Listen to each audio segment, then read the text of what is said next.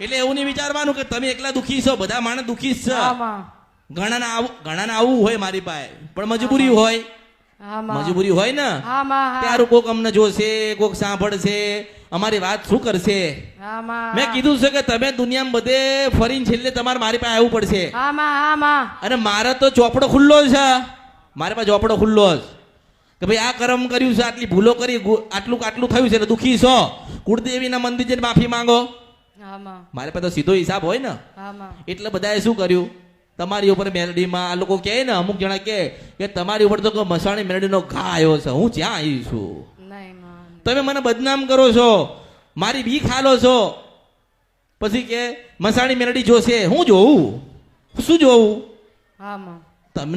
તમે કોકને લૂંટ્યા, તમે કોકને ખોટું બતાવ્યું, તો એની માથું તમારા ઘરે આવે ને. હા માં. તો કે મસાણી મેળડીને દુઃખ છે, આવું કરી કરીને લોકોએ મારો દાઢ વાળ્યો.